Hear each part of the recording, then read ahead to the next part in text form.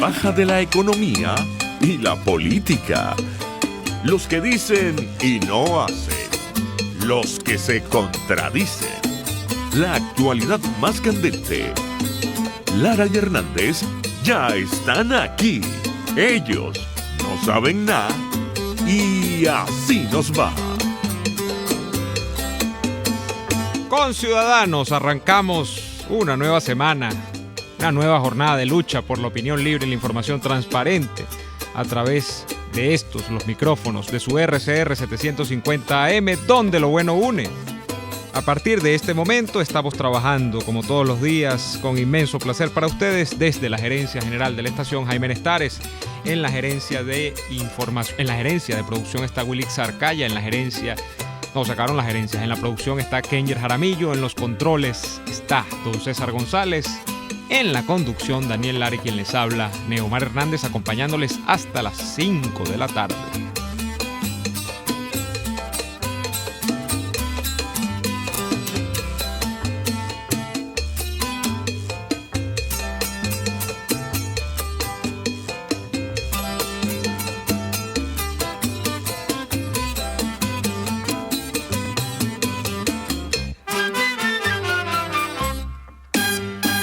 Les recordamos también que pueden sintonizar a través de www.rcr.tv.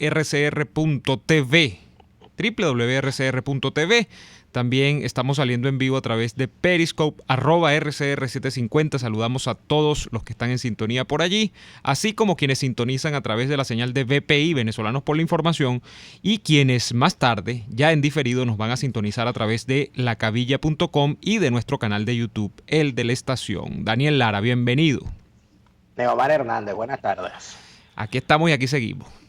Aquí estamos al pie del cañón. Nosotros no nos vamos de vacaciones, Neomar Hernández, porque la gente se va de vacaciones. Entiendo que en Venezuela la gente pide vacaciones en los empleos, en la administración pública, según me han informado.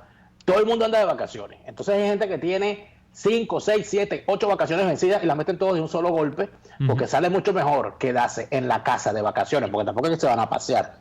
Sale mucho mejor quedarse en la casa gastando esas vacaciones que ir para el trabajo todos los días a gastar los pocos churupitos que se tiene en pasaje. Así es. Mira, y de cosas que molestan, de cosas que la gente ya no soporta, podemos hablar, pero podría ser como Venezuela, pero no es Venezuela, es el caso de Nicaragua.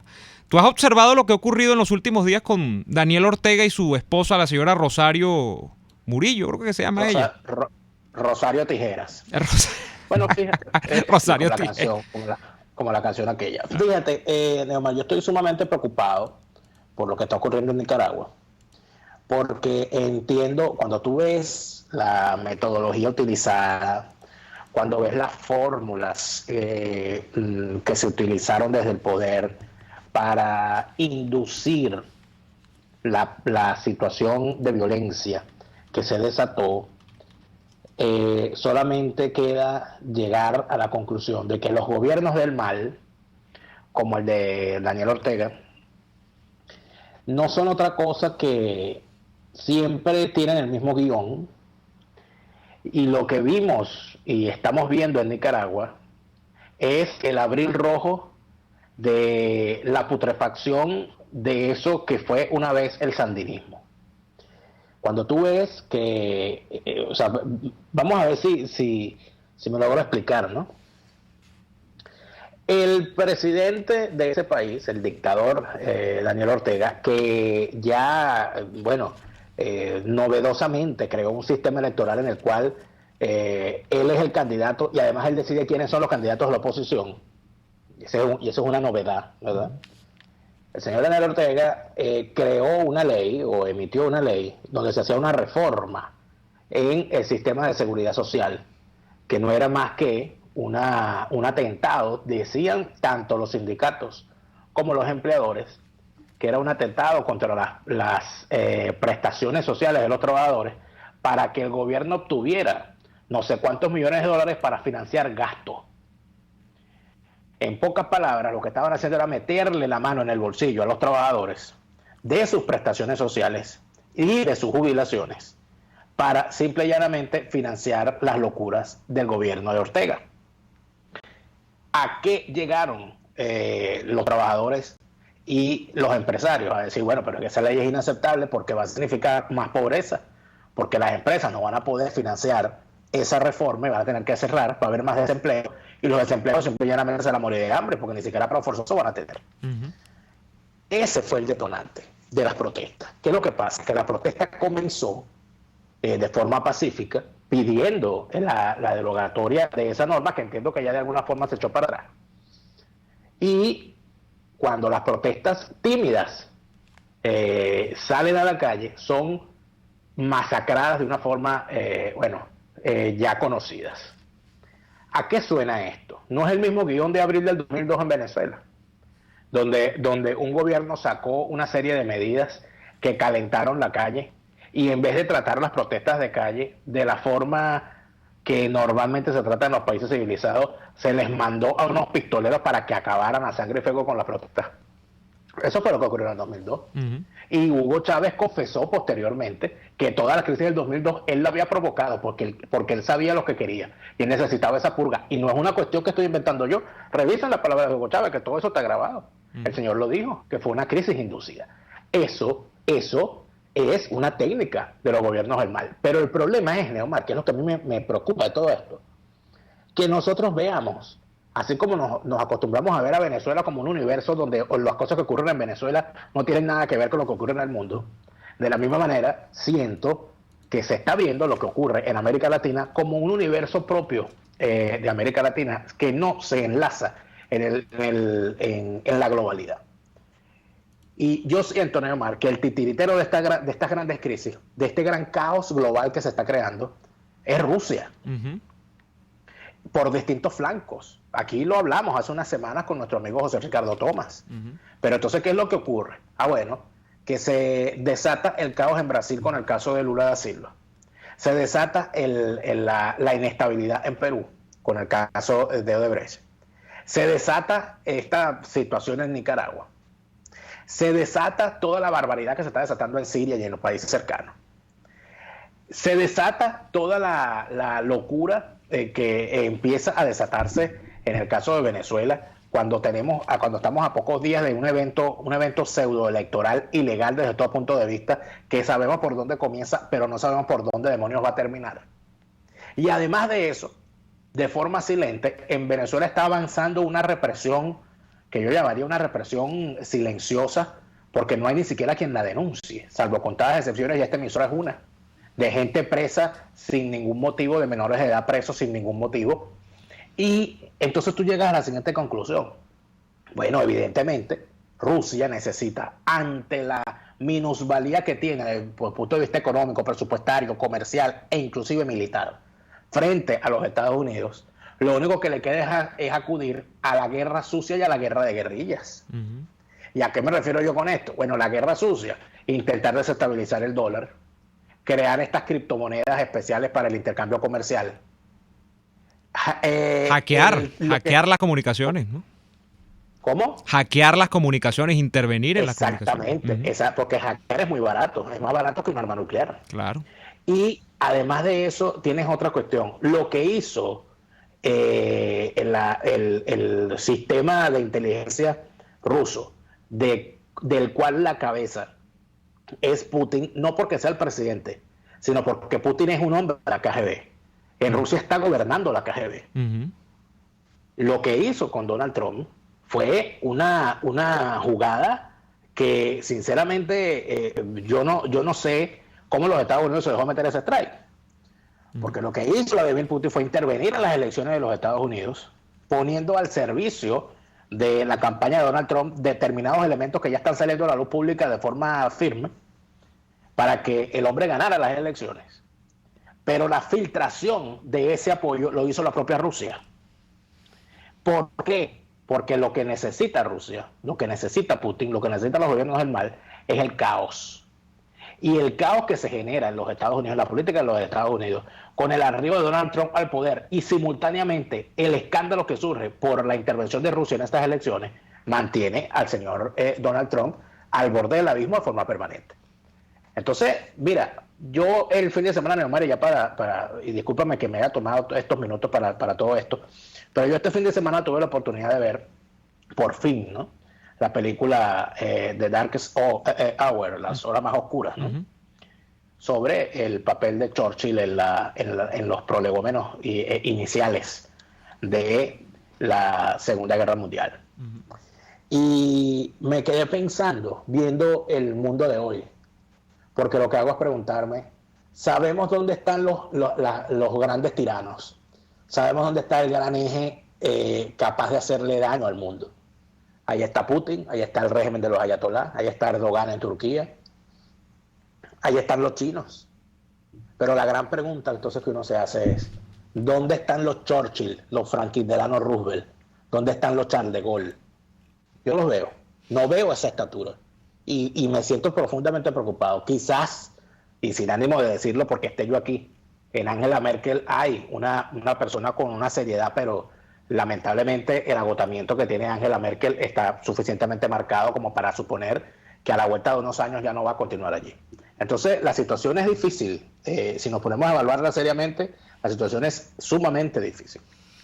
Así es, fíjate, yo quisiera comentar algo ya para cerrar el segmento sobre Nicaragua, ¿no? Y son más que otra cosa datos, para que la gente se contextualice un poco y sepa cómo están las cosas a esta altura. Bueno, se dice, Daniel, que en este momento han disminuido o habría la intención de disminuir, no es que han disminuido, la presión de calle a través de concesiones, ¿no? Que el propio Daniel Ortega estaría otorgando a los manifestantes. Y esto es básicamente derogar todo lo que se trataba de avanzar con esa reforma, ¿no? Que hacía Ortega con respecto al incremento en las contribuciones de los trabajadores al sistema que ya tú mencionabas. Pero más allá de eso, el saldo que deja toda esta larga jornada de protestas, varios días, pero que yo creo que no llegan a 15 días, si son 15 días son muchos, son ya 27 muertos. Y es inevitable pensar en el caso de Venezuela. En algún momento en Venezuela, y tú estabas acá todavía cuando eso, el año pasado, Daniel, llegamos a contabilizar una persona asesinada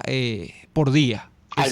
Ese era el saldo. Fíjate, en Nicaragua ya van, el gobierno hablaba de 10 hasta el viernes, pero el fin de semana estuvo muy intenso y se habla el día de hoy. Tengo aquí, por ejemplo, el diario La Vanguardia de Nicaragua, habla de 27 muertos ya. Entonces, habría más de uno por día, porque yo creo que las protestas de Nicaragua no llegan a pasar de 2 semanas, pero el caso de Nicaragua es curioso porque, fíjense, Ortega ya tiene, creo que 11 o 12 años en el poder desde que volvió, ¿no? Desde que volvió tras su primera presidencia, que fue cuando dejó las armas o cuando se regularizó luego de hacer la guerrilla con los sandinistas y entonces se fue a hacer política supuestamente por los votos y todo este cuento y luego lo derrota Violeta Chamorro. Aunque hay hipótesis, ¿no, Daniel? Que dice que Violeta Chamorro fue más o menos como una mascarada para que el sandinismo continuara por otras vías, ¿no? Y para que esperara ahí de alguna manera acechante al retorno en el poder, ¿no? Pero el caso es que Daniel Ortega y su esposa, que es fundamental en todo esto, Rosario Murillo, han creado una especie de maridaje, mira, insólito en Nicaragua, porque si usted evalúa Nicaragua sí es puntal de eso que alguna vez fue el ALBA, esa alianza que encabezó Chávez y que encabezó porque tenía más plata que todos los demás, ¿no? Con Luis Ignacio Lula da Silva, con Cristina Kirchner, con Daniel Ortega, con Evo Morales, pero que si tú haces el mapeo en este momento, ¿quién va quedando de esa alianza? Bueno, van quedando fundamentalmente Daniel Ortega y Evo Morales, ¿no? Y son como versiones atenuadas. No estoy diciendo que sean unos tipos santos, ¿no? Porque Daniel Ortega lo menos que es un santo. Sino que, ¿por qué digo atenuadas? Porque Daniel Ortega ha logrado que en Nicaragua haya algún crecimiento económico. Entonces que el tipo ha logrado alianzas con algunos sectores capitalistas de Nicaragua, por supuesto. Siempre como decía, creo que era Federico Bocanera, el capitalismo para los panas. Era un capitalismo de los panas, pues. Pero además hay un componente que, amén de que incorpora el tema de las alianzas económicas, tiene también esa especie de discurso histórico del sandinismo, y está el componente de que estos señores se creen los redentores de Nicaragua por la vía religiosa. La esposa de Ortega, bueno, yo creo que está loca de remate con el tema de su catolicismo, o no sé qué, porque ni siquiera es que creo que son cristianos evangélicos, y entonces tiene una cuestión que ella cree que ella es la redentora del pueblo nicaragüense, y es una especie de régimen ya que ya sale digamos, del modelo de la izquierda tradicional. Es como un régimen que es no es teocrático, pero es casi teocrático porque entonces incorpora elementos religiosos, es de izquierda o en teoría es del espectro ñángara, pero tiene alianzas con los comerciantes que, por cierto, se le han volteado en los últimos días a Ortega. El empresariado local está patas para arriba con Daniel Ortega. Pero es una cosa extrañísima. Pero todo esto termina redundando en que Ortega permanezca en el cargo. Y que si no es él, sea su esposa los que permanecen en el cargo. Y la oposición política, bueno, arrasada completamente. No hay que olvidar que, y ya nos vamos al corte, que creo que el año pasado fue cuando se hizo esta famosa intervención por vía judicial de los partidos de oposición o el principal partido de oposición en Nicaragua, que es cuando reeligen Ortega porque el candidato que designan además en la oposición casi que lo pone él. Si les suena familiar, bueno, ya ustedes verán de dónde salen las cosas. Lo puso él y yo creo que de eso podemos seguir hablando de regreso, Neomar, porque lo que ocurre en Nicaragua es señal de lo que ha ocurrido normalmente allí desde hace mucho tiempo. Vamos a ir al corte comercial, de regreso vamos a seguir conversando sobre la situación en Nicaragua, en Centroamérica y en Latinoamérica en general. Ya venimos. Usted escucha Y Así Nos Va con Daniel Lara y Neomar Hernández, solo por RCR 750 AM.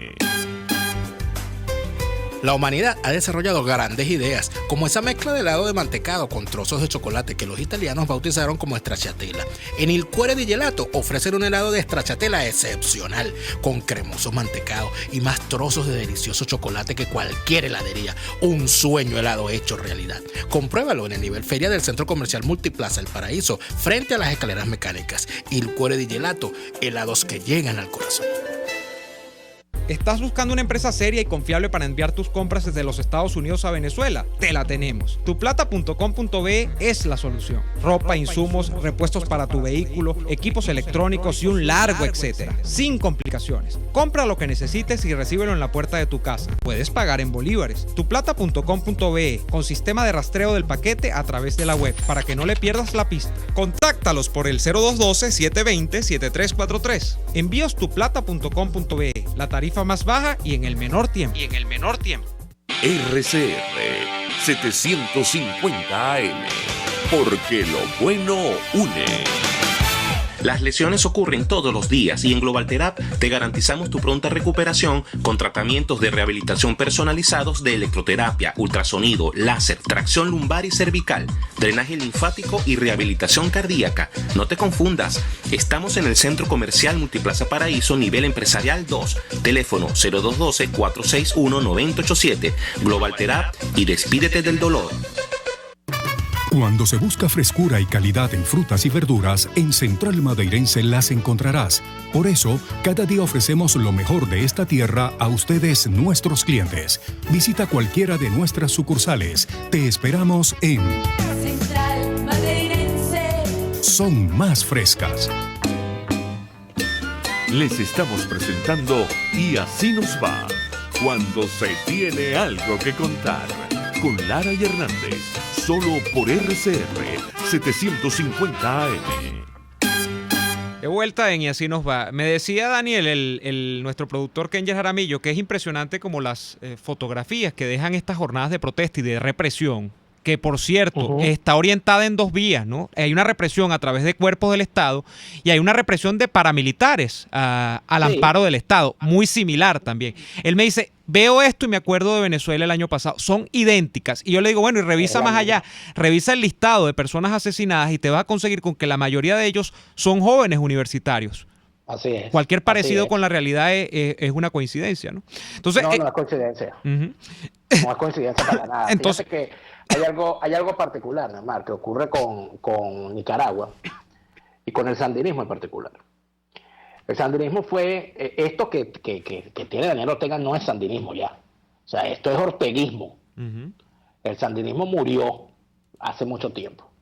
El sandinismo murió cuando los fundadores de lo que fue el vasto movimiento por conquista de la democracia. Yo creo que no ha habido un movimiento popular en América Latina para derrocar una dictadura asquerosa, porque la dictadura de los Somoza era una cosa asquerosa. Así es.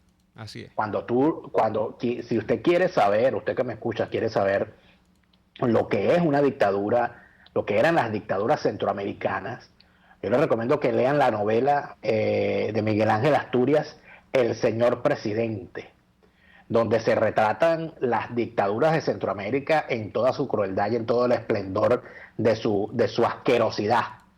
Y el caso de los Somoza era ese. Y allí entonces viene una pequeña particularidad en Nicaragua, que es el tema de las dinastías gobernantes. Entonces ahí los Somoza, era una familia que gobernaba.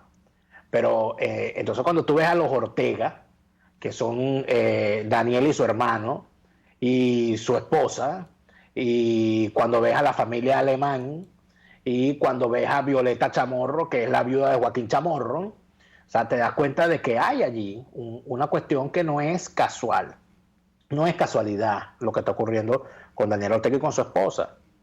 Pero luego, cuando tú ves que ese movimiento llega al poder, y que fue un vasto movimiento popular, donde se unieron estudiantes universitarios, sacerdotes, periodistas, dirigentes del agro, de la agricultura, campesinos, de una forma que de verdad a finales de los años 70, y esto es importante, fíjate, Carlos Andrés Pérez, en su primer gobierno, o sea, la situación en Nicaragua era de tal magnitud, Carlos Andrés Pérez intervino en la guerra contra Anastasio Somoza, porque era una cosa, o sea, Nicaragua era una llaga en Centroamérica con el gobierno de los Somoza.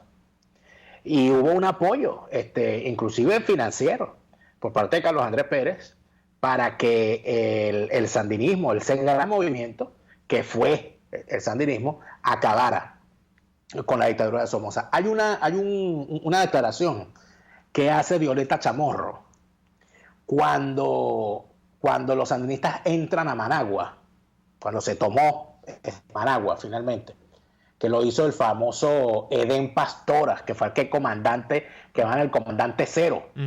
Edén Pastora fue el que entró a Managua y tomó Managua y tumbó al gobierno. Y cuando los sandinistas entran a Managua, un equipo, por cierto, de RCTV, que para que tú veas, ¿no? RCTV estuvo en Nicaragua en unos reportajes, y yo recuerdo cuando le ponen el micrófono a Violeta Chamorro, que era muy conocida por ser la viuda de Joaquín Chamorro, le ponen el micrófono, y cuando ella ve que es de Venezuela, ella dice: yo quiero agradecerle al presidente Carlos Andrés Pérez por todo el apoyo que le dio a estos movimientos. Eso no lo estoy inventando yo, eso es verídico. Porque Latinoamérica entera se movió en función de los sandinistas. Estamos hablando de un movimiento donde estaban los mejores poetas de Nicaragua, Dios mío, donde estaba un hombre como Sergio Ramírez, por Dios, donde estaba un hombre como Ernesto Cardenal, donde había gente de un nivel que uno decía, caramba, pero ahí se movilizó todo el país. ¿Y en qué terminó eso? Bueno, terminó en lo que termina cualquier movimiento en el cual se infiltra el castrismo. Bueno. Porque tú sabes que Tony de la Guardia, fusilado por Fidel Castro, Tony de la Guardia estaba en el ejército sandinista. Como internacionalista. No, chicos, hasta le dieron la nacionalidad, lo metieron en el ejército. Le dieron el rango de coronel en el ejército. Que tú sabes que estas misiones, lo que hablamos el otro día, las misiones que manda el gobierno cubano, cuando te mandan, estás en misiones internacionales. Pues, misiones internacionalistas, pero el sandinismo fue más allá. Inclusive, cuando a Tony de la Guardia lo capturan y le hablan el proceso, Daniel Ortega fue a La Habana a hablar con Fidel Castro, para que Fidel Castro le explicara qué iba a hacer con un oficial del ejército sandinista, porque Tony de la Guardia lo era. Entonces, cuando tú ves todo en lo que se terminó convirtiendo Daniel Ortega después, cómo degeneró toda esa cosa y cómo se fueron yendo, y se fue Ernesto Cardenal, y se fue Edén Pastora, y se fue Tomás Borges, y se fue Santiago Ramírez, y Santiago Ramírez ha sido el que más ha denunciado a Daniel Ortega. Tú dices, bueno, eso degeneró y se convirtió en lo que se convierten las cosas, lamentablemente también en Centroamérica. Bueno, y ahí está en lo que esto ha terminado. Entonces, mira, ¿para dónde va todo esto? Es la gran pregunta, ¿no? ¿A dónde va a terminar Nicaragua? ¿A dónde va a terminar Centroamérica? ¿Y por qué Centroamérica? ¿Por qué Centroamérica siempre tiene que tener un desastre? Porque nunca puede haber tranquilidad, paz y progreso, con la sola excepción de Costa Rica y en cierta manera de Panamá. Bueno, porque por la misma razón que no lo hay en el centro de Europa, por la misma razón que no lo hay en el Medio Oriente, que también está atravesado, y por la misma razón que no lo hay en los Balcanes, que también está porque como es sitio de paso, donde hay tantos intereses, y por allí geoestratégicamente hay tantos intereses mezclados, bueno, eso es una permanente degollina. Y lamentablemente el mundo es así. Cuando usted ve que en el Medio Oriente las situaciones son iguales a las que puede haber en Centroamérica en cierta medida, o iguales a las que puede haber en el centro de Europa, en estos países que parece que están condenados a no tener nunca paz, ni tranquilidad, ni progreso, como Rumania, Bulgaria, y si te vas más abajo, bueno, cuando te vas a Georgia, a Azerbaiyán, a Kazajstán y esas cosas, bueno, lo que provoca es ponerse a llorar. Ni hablar de los Balcanes, que prácticamente se ha convertido en ceniza. Lo que fue Yugoslavia hoy es una cosa como 7, 8, 9, 10 países en uno. Entonces, mira, ¿a dónde va a terminar esto? Yo no lo sé. Lo que yo sí sé es que las pezuñas del castrismo están hundidas en Nicaragua, lamentablemente, con sus técnicas y sus asesinos.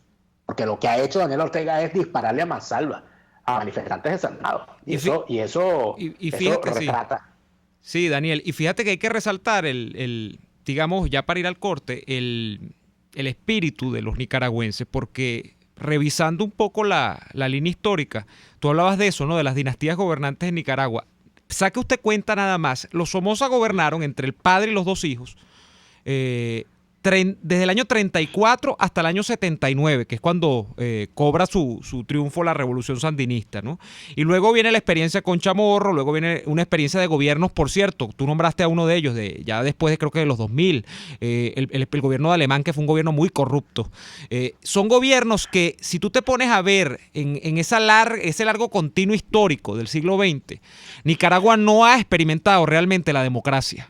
Nicaragua tiene ese lag que llaman, tiene esa especie de retraso, de rezago histórico, que por cierto, hablando de Cuba, es quizá una de las explicaciones, acudiendo a cosas de la teoría, de la cultura política, una de las cosas que explica grados de conformidad en la población, grados de acostumbramiento al autoritarismo, grados de bajar la cerviz, pues de que ya usted no tiene más nada que hacer porque ese es el gobierno que tiene y ese es el que le toca. Pero con esto que se ha dado en las últimas, por ponerlo en números redondos, 2 semanas, bueno, uno dice, imagínese lo que es un país tan pequeño como Nicaragua, con toda la cantidad de problemas que ha sufrido y que ha experimentado y que sigue atravesando Nicaragua, y que salgan todavía restos de una ciudadanía que no conoce la democracia, pero que quiere aproximarse a algún ideal de democracia. Bueno, eso es una cosa plausible, ¿no? Uno dice, bueno, yo creo que admirable, ¿no? Sí, al regreso deberíamos conversar, partiendo de lo que tú afirmas, de que en Nicaragua quizás nunca ha habido democracia, que debemos regresar tratando de responder esta pregunta. ¿Y en qué país de América Latina ha habido democracia en todos estos años? Vamos al corte y ya venimos con más. En Venezuela la hubo. Vamos a ir al corte y ya venimos con más. Ya venimos. RCR les está presentando a Lara y Hernández en Y Así Nos Va, por sus 750 AM.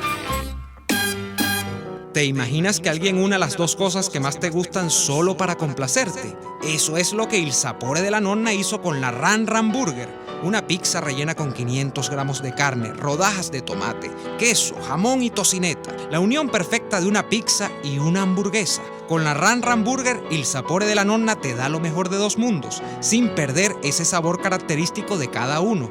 No pierdas tiempo y búscala en la Avenida Victoria, muy cerca de la bomba de gasolina Guayana. Il Sapore della Nonna, el sabor de Italia en Caracas. Sintonícenos a través de Periscope, @RCR750, la radio que se ve. En la Gran Feria Santo Cristo de la Grita consigues la mayor variedad de hortalizas, verduras y frutas frescas al mejor precio de Caracas y puedes pagar con punto de venta o efectivo. Prueba y comprueba. Lo que buscas lo tienes los viernes y sábados en la urbanización Santa Mónica, Avenida Francisco Pimentel, al lado de la Casa Comunal. Gran Feria Santo Cristo de la Grita, economía y calidad. Es el momento de consultar a un urólogo. Los doctores Nelson Medero y Arturo Medero de la Unidad Urológica Integral Urodermi tienen la solución. Cuentan con la más avanzada tecnología en robótica y otras técnicas en cirugía mínima invasiva. Piso 1 de la Policlínica Metropolitana, 985-1768. Urodermi, Unidad Urológica Integral. Si te gusta un buen corte de carne a la brasa, date el gustazo en el restaurante Los Pilones, donde también puedes pedir cerdo, pollo y pescado en el término de tu preferencia. En Los Pilones te esperan para atenderte y ofrecerte lo que tú mereces, calidad y sabor criollo. En Las Mercedes, frente al Tolón, restaurante Los Pilones, auténtico sabor criollo. RCR 750 AM, porque lo bueno une.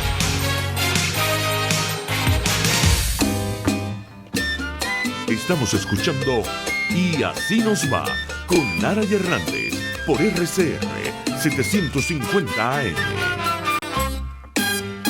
De vuelta en Y Así Nos Va. A propósito de los comentarios elogiosos al pueblo nicaragüense, a ese que se opone, que sirve de dique de contención ante el afán continuista y además autoritario de Daniel Ortega. Daniel, nos piden que comentemos, y yo lo vi por encima, un video en el que bandas armadas del orteguismo, bueno, aprovechaban, por cierto, toda la circunstancia de los disturbios para saquear automercados. Y otros ciudadanos agarraban a estas personas, les quitaban los bienes que tenían en sus manos y los devolvían a los anaqueles de los establecimientos de donde los habían sacado. Bueno, cosas así. ¿Qué quiere ¿no? decir? ¿Eso qué querrá decir? Yo no sé. Hay una explicación. Yo creo que la explicación es más o menos sencilla. Como quienes se opusieron a la reforma de la seguridad social con más fuerza fueron los empresarios y comerciantes, a las bandas armadas las lanzan contra los comercios. Porque la gente lo que quería era protestar contra el gobierno, no acabar con los comercios. Y eso lo vimos en Venezuela también, el año pasado. O es que no aparecieron unas bandas armadas muy bien organizadas. Nosotros lo vimos en la Avenida Páez, como comercios que no ha podido abrir más nunca, fueron arrasados por bandas armadas. O sea, nosotros vimos como un restaurante se le llevaron 160 sillas. ¿Qué va a hacer? La freidora, se llevaron la freidora industrial porque iban a montar un centro de frituras en alguna parte, ¿no? No, es una fritanguería, iban a montar, no este chicharrón, pero sí. En todo caso, ahí es donde tú ves estas cuestiones. Pero fíjate que, en efecto, cuando se habla de la cuestión de que en Nicaragua nunca ha habido democracia, de que en Cuba nunca hubo democracia, de que en Centroamérica quizás tampoco, yo te diría sinceramente que yo pienso que en Latinoamérica nunca hemos tenido democracia. Y siento que es así inclusive en el caso de Venezuela. Porque cuando uno ve lo que ocurre en países democráticos, con la sociedad movilizada en momentos de grandes crisis, uno se da cuenta de que la democracia no depende ni de las instituciones ni del voto, sino de la sociedad, del ciudadano. Y cuando tú ves a un ciudadano capaz de tener un gesto con respecto al poder, de pararse frente a un palacio y decirle al presidente, hasta que no me atienda el presidente o hasta que no me atienda el ministro, yo no me voy. O de como aquella famosa foto, yo siempre olvido el nombre del personaje, aquella famosa foto de la era nazi, donde todo el mundo hacía el saludo nazi menos un hombre que se negó a hacer ese saludo. ¿Quién era ese hombre? El nombre está por ahí, lo registra la historia. Pero ¿qué era ese hombre? Era un ciudadano demócrata consciente de lo que significaba la democracia. Hemos tenido en Venezuela algo como eso. En Venezuela lo que hemos tenido durante todo el tiempo, para empezar, y esto es una negación de la democracia, es el permanente, el venezolano tiene un gran problema con la libertad. O sea, el venezolano siente que de verdad la libertad debe ser limitada. Y tú te das cuenta cuando se habla, cuando revisa las políticas económicas aplaudidas por la gente. Claro. Revisa lo que dice la gente. Pero bueno, muchísima gente aquí se queja y dice, bueno, pero ¿hasta cuándo van a estar aumentando los precios? Aquí hay que poner un paraguas a ese aumento de los precios, como si el aumento de los precios es algo que está haciendo el comerciante, porque el comerciante es malo. Pero nadie señala al gobierno destructor de la economía. Pero es que eso no es de hoy. Porque es que en gobiernos anteriores, aquí cuando un ministro sacaba un control de precios era aplaudido. Y era el hombre número uno de Venezuela. Porque lamentablemente los venezolanos tenemos un problema con la libertad, Neomar. Con la libertad de expresión, con la libertad de opinión, con la libertad de circulación, con la libertad de movimiento. Sí, claro. Con la libertad de asociación, con la libertad religiosa. O sea, Bueno, aquí tenemos ese problema. Bueno, el otro día, Daniel, me recordaban, y sí, es verdad, es una vieja polémica venezolana. El otro día me recordaban, bueno, desde el punto de vista legal, hay gente que esto le pasa inadvertido. ¿Hasta cuándo estuvieron suspendidas las garantías económicas en Venezuela? En la época democrática. Bueno, hasta el gobierno de Carlos Andrés Pérez. Hasta el gobierno de Pérez II, y eso estamos hablando de varios gobiernos. Estamos hablando de Betancur, estamos hablando de Leoni, estamos hablando de Rafael Caldera, estamos hablando luego de Luis Herrera, estamos hablando de Leoni, ya lo mencioné, estamos hablando de Lucinchi. Pero estamos hablando de Venezuela, Neomar, estamos hablando que la sociedad venezolana, y yo te reto a que revises, a que hagas una investigación en la hemeroteca y busques cuántos venezolanos exigían en la calle que se restablecieran las libertades económicas. Porque, Daniel, el problema es, y vuelvo al tema de la cultura política, el problema es, de esas fuertes convicciones que tenemos nosotros en nuestra mente y que nos vinculan a un mundo en el que los precios, y de esto podemos empatar, por ejemplo, la declaración de Freddy Bernal la semana pasada, que decía, ¿cómo es posible? Yo lo oí cuando dijo, ¿cómo es posible que los comerciantes estén fijando los precios o que los precios los esté fijando el mercado? Yo decía, bueno, pero por Dios, en cualquier rincón civilizado del mundo los precios los fija el mercado. ¿Y qué es eso del mercado?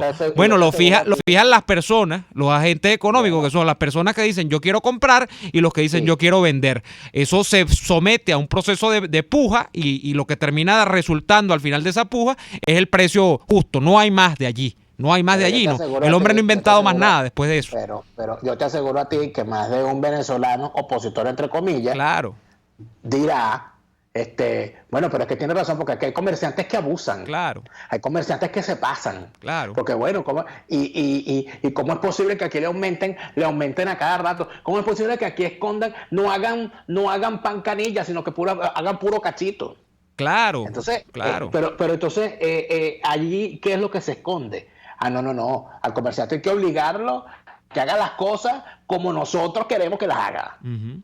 Y que lo haga el Estado, además, porque siempre dicen, no hay gobierno, es lo que dice la gente. ¿Dónde está el gobierno? Que aparezca el gobierno, no hay gobierno. Bueno, entonces, falta de gobierno, esto es falta de gobierno. Y claro, fíjate, para ya terminar el tema de Venezuela, ¿qué ocurre? Yo tengo la particular creencia de que eso, por supuesto, esto lo han dicho muchos teóricos, eso es una consecuencia de que nosotros lamentablemente, bueno, para bien y para mal, porque no hay que decirlo lamentablemente, pero nosotros somos un petroestado desde hace muchas décadas.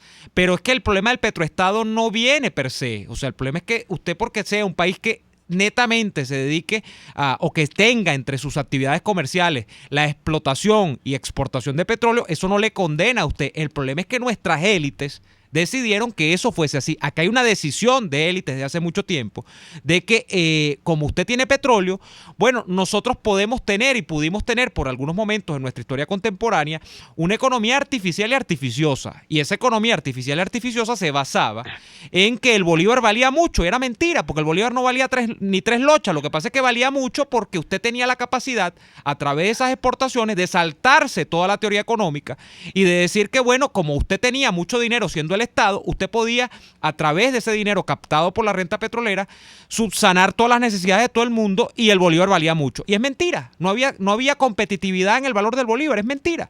Lo que pasa es que nos creímos ese cuento, y eso se instaló en un chip que tenemos nosotros en nuestra cabecita y que nos dice las cosas deben ser baratas porque en algún momento fueron baratas y porque el bolívar valía.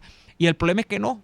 El problema es que las cosas artificialmente fueron baratas por mucho tiempo, pero era porque nunca Venezuela estuvo insertada, digamos, en la economía normal del mundo. Y la economía normal del mundo es que los precios compiten, de que los bienes que llegan del Estado compiten en igualdad de condiciones. Y aquí nunca compitieron. El gran cuento que echan los ministros de la época de Carlos Andrés Pérez, la segunda gobierno de Carlos Andrés Pérez, el cuento que echa Moisés Naín, cuando ellos explicaban como ministros las medidas económicas de liberar los controles y derribar los controles, y entonces los empresarios de determinados sectores decían, no, nosotros nos parece maravillosa estas medidas, pero nuestro sector es un sector muy importante para el país, por lo tanto nosotros nos tenemos que seguir protegiendo y no nos derriben a nosotros la barrera. Entonces, cuando tú revisas todo eso y cuando revisas que la sociedad no reclamaba, porque la sociedad no reclamaba, aquí se tenía, por cierto, por verdad universal aceptada, ¿no, hermano? Que como éramos un país petrolero, la gasolina tenía que ser barata. Todavía. Y eso aquí en Venezuela es un dogma. No, bueno, ¿y por qué van a aumentar la gasolina con tanta gasolina que hay aquí? Y aparte de eso, y además se utiliza un argumento nuevo. Bueno, dejen de estar regalando esos reales afuera, porque esa gasolina es nuestra, como que decir, bueno, no le dejas a los otros, déjalo aquí para que aquí la cosa siga siendo barata. Entonces, cuando tú revisas esa cosa, es ahí donde empiezas a cuestionar de verdad si hemos tenido democracia. No hay democracia sin demócratas, no hay democracia sin ciudadanos. Yo siento que tenemos un déficit de ciudadanía en toda Latinoamérica, que es la que ese déficit de ciudadanía es el que nos ha impedido construir instituciones sólidas sobre las cuales descanse una democracia verdadera. Es lamentable, pero es la verdad. Mira, Milton, ya vamos a pasar el tema Venezuela, Daniel. Quiero que nos metamos en esto que nos queda de este penúltimo segmento y en el último, con algo que ocurrió el día de ayer. No lo podemos pasar inadvertido en este programa que estamos haciendo un paneo de alguna manera por Latinoamérica. La primera reunión del nuevo presidente de la isla de Cuba la tuvo con Nicolás Maduro. Díaz-Canel y Maduro se reunieron el día de ayer. Yo quiero hacer un comentario sobre eso, pero antes de esto, el comentario de Milton, Daniel, dice, y ni siquiera Costa Rica fue una democracia. Fíjate, Milton, que cuando se alude al tema de las democracias latinoamericanas, el caso de Costa Rica tiene como dos vertientes, ¿no? Porque hay gente que idolatra el caso costarricense y hay gente que lo idolatra inclusive por el tema de que Costa Rica no tiene ejército y todo lo demás, ¿no? Pero hay otros que se meten más a fondo en la cuestión y dicen, no. Si usted revisa el caso de Costa Rica ha sido algo así como que una democracia tutoreada. Ha sido una democracia, de alguna manera, apalancada por factores externos. Y estamos hablando de los Estados Unidos. O sea, Costa Rica no es que está allí de gratis y que es así. Hay un caso más importante que Costa Rica. Lo que pasa es que tiene grises en su historia. Entre las democracias, por así decirlo, latinoamericanas, el caso de Chile es más interesante. Pero no por este cuento de aquí que siempre sacan de la transición de Pinochet a la democracia y la concertación y que fueron por los votos y no por las balas. Entonces, no. El caso de Chile es curioso porque en Chile la explicación de la democracia va más atrás. Si usted revisa la historia política de Chile, los dos grandes hiatos de la historia o las manchas de la historia política de Chile son, uno, cuando Salvador Allende se vuelve loco y se mete a radical, después de tanto pujar por llegar por la vía pacífica al poder, aún siendo un hombre de izquierda, pero luego se mete a ultraizquierdista. Y luego, cuando, Pinochet lo depone y hace lo que hace, ¿no? Independientemente de todo el desarrollo económico que cobra Chile en algunos momentos. Pero ¿qué pasa? Que Chile, cuando hace su proceso de independencia, Daniel, es curiosísimo, yo siempre te comentaba esto, que es quizá el único país donde hay unos señores con unos sables y con unos fusiles, y los señores independentistas, que son hombres de armas, le dicen a la élite civil chilena, hecha ya la independencia, nosotros no queremos gobernar los destinos de este país. Nosotros entregamos las armas y el gobierno lo van a hacer los civiles. Y desde finales del siglo XIX, el gobierno lo hicieron los civiles. Es una decisión política de la élite militar chilena. Pero la respuesta a eso, Neomar, es que tú mismo lo has dicho veladamente. Es una decisión. Había una élite civil. También. Bueno, en Venezuela, ¿qué había? En Venezuela había las grandes familias de los entonces mantuanos y blancos criollos se asimilaron como militares prácticamente en su totalidad. Estamos hablando de los Bolívar, estamos hablando de los Rivas, estamos hablando de los Toros, estamos hablando de toda la oligarquía incipiente venezolana, se asimiló al poder militar. Y la élite civil en Venezuela no existía. Habían, sin duda, unas personalidades civiles importantes, muchos de ellos que se fueron al exilio durante la guerra, claro, y que fueron requeridos en el momento. José María Vargas es el más notable de todos ellos. ¿Y cómo terminó José María Vargas cuando lo pusieron a gobernar? Bueno, imagínense lo que ocurrió. Nuestro primer presidente civil, ¿cómo terminó? Y de la misma manera que terminó nuestro primer presidente civil electo en voto popular, como lo fue Rómulo Gallego, derrocado. Ahí está. Entonces, ahí es donde vemos la cosa. Vamos a ir al corte, ¿no? Sí, vamos al corte y volvemos con tu comentario y mi comentario de Díaz-Canel, porque nosotros le hacemos el seguimiento a la pista de Cuba también. Vamos a ir a la pausa y ya venimos con más. Escuchamos Y Así Nos Va con Lara y Hernández, porque la realidad no se tapa con un dedo. Solo por RCR 750 AM. Il Sapore de la Nonna se ha convertido en el punto de encuentro de quienes quieren disfrutar de una buena pasta, de un espectacular risotto o de deliciosas pizzas. Anímate a probar el asado con tocineta y champiñones, el cordon bleu acompañado con pasta al fileto, los raviolis de carne, pollo o ricota y espinacas, con las deliciosas salsas del día, la tradicional pasta Frank Sinatra con camarones y lomito. Eso y muchas cosas más las consigues en Il Sapore de la Nonna. Visítalos en la Avenida Victoria, muy cerca de la bomba de gasolina Guayana. Il Sapore de la Nonna, el sabor de Italia en Caracas. La humanidad ha desarrollado grandes ideas, como esa mezcla de helado de mantecado con trozos de chocolate que los italianos bautizaron como stracciatella.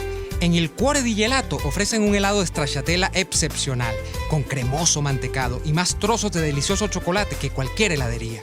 Un sueño helado hecho realidad. Compruébalo en el nivel feria del Centro Comercial Multiplaza El Paraíso. Il Cuore di Gelato, helados que llegan al corazón. Traer un celular de los Estados Unidos a Venezuela no tiene por qué ser una pesadilla. Tuplata.com.be ofrece tarifas especiales en el envío de teléfonos móviles. Quítate de encima el estrés y recíbelo fácil, rápido y seguro. Tuplata.com.be te brinda atención personalizada en horarios extendidos a través de WhatsApp. Y si tu empresa realiza envíos de un volumen considerable, también tienen una tarifa especial para ti. Contáctalos por el 0212-720-7343. Envíos tuplata.com.be, la tarifa más baja y en el menor tiempo. A las 6 de la tarde, la entrevista. Siempre damos la cara. Exponemos nuestra opinión, duélale a quien le duela. Y difundimos la voz del pueblo porque es la voz de Dios. A las 6 de la tarde, la entrevista. Soy Miguel Ángel Rodríguez y estoy contigo por RCR. Porque lo bueno une. No hay mujer fea sino mal arreglada, y para tener una excelente presencia, estar a la moda y ser el centro de atracción, te recomiendo Lenel Shop, donde conseguirás variedad de ropa casual para damas y a precios sin competencia. Lenel Shop está entre las calles Pantín y Los Ángeles en Chacao, en el centro de compras Merpoeste, local 153, planta baja. Lenel Shop es moda y algo más. Les estamos presentando Y Así Nos Va, cuando se tiene algo que contar, con Lara y Hernández, solo por RCR 750 AM. De vuelta en Y Así Nos Va. Bueno, Daniel, ayer se reunieron Díaz-Canel y Nicolás Maduro. Yo por encima diría que si tú los miras bien, comparten algunos rasgos comunes, independientemente de otras cosas, ¿no? Díaz-Canel tiene 58 años, más o menos la edad que tiene Maduro.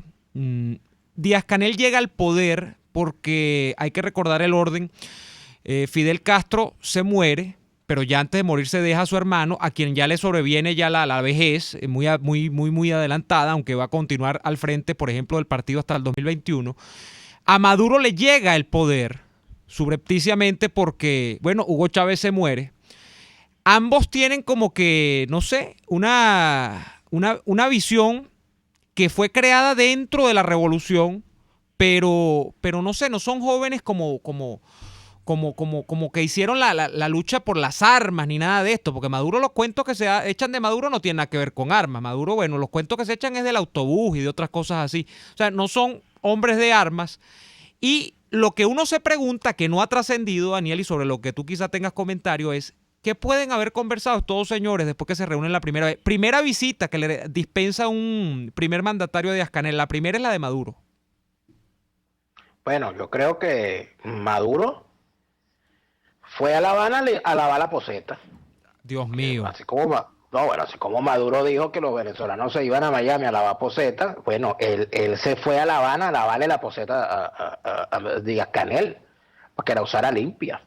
Eso en primer lugar. En segundo lugar, me refiero al resumen, el interesante resumen que nuestros amigos de la que siempre recomendamos revista El Estornudo hacen sobre Díaz-Canel en el artículo Hombre Nuevo al Timón. Y rápidamente leo. Miguel Díaz-Canel, el nuevo presidente de Cuba, nació en 1960. Así que será el primero nacido después de la revolución que acceda al máximo escalafón del Estado. El primero en 60 años que no se apellida Castro y el primero en casi 7 décadas que no viene amparado por el peso de sus charreteras. Estamos pues ante un hombre nuevo, como calificó el Che Guevara, aquellos que nacieron después del 59, supuestamente incontaminados de capitalismo y sin sombra del antiguo régimen en su formación. Un tipo que no había nacido ni cuando el Moncada, ni cuando el Granma, ni cuando la Sierra Maestra, y por eso mismo, sin aura mítica que lo adorne. Es interesante que en la biografía de Díaz-Canel aparece que cumplió misión internacionalista siendo miembro de la Unión de Jóvenes Comunistas entre el año 87 y el año 89, nada más y nada menos que en Nicaragua, cuando había aquella situación de las guerras de los contras y todo lo demás. Así que, bueno, tenemos un tipo con ciertas características. Ahora yo lo que te digo en medio de todo esto es que es verdad lo que dicen los amigos del estornudo, que con respecto al señor Díaz-Canel, no hay una preocupación sobre lo que el tipo vaya a decir, sino con respecto a lo que el tipo vaya a hacer. Y dentro de todo esto, yo lo más que puedo decir, sin ánimo de ser pitonizo, es que obviamente Díaz-Canel no va a durar lo que duraron los Castro en el poder, ni va a poder construir una dinastía, obviamente. Y además de esto, estamos perfectamente claros de que probablemente Miguel Díaz-Canel le toque ver cómo lo que construyeron los Castro alrededor de América Latina, particularmente en Venezuela, termine derrumbándose y convirtiéndose en un boomerang. Yo estoy seguro que la participación de Cuba en la construcción del desastre venezolano lo van a pagar, lo va a pagar el régimen cubano como no jamás se lo imaginan. Porque el daño que le han hecho a Venezuela y el daño que han ayudado a hacer a Venezuela se le va a devolver al castrismo de una forma tal que se van a convertir en pueblo cósmico. Yo sé que esto va a ocurrir porque el destino es inexorable. Y aunque ellos no lo quieran, ese boomerang se va a devolver y se va a devolver con toda la fuerza de los vientos que bajan del Ávila directo para el Caribe. Tú vas a ver que eso va a ocurrir. Dios mediante y sea así. Decimos amén, será. Vamos a despedirnos por el día de hoy. Volveremos mañana a las 4 de la tarde, nuevamente en una jornada de lucha por la opinión libre y la información transparente acá, a través de estos micrófonos, los de RCR 750 AM, donde lo bueno une. Hasta mañana. Por hoy termina Y Así Nos Va. Síganos en Twitter en @YASÍNOSVA, @DeLaraF y @NeoAdolfo. RCR 750 AM.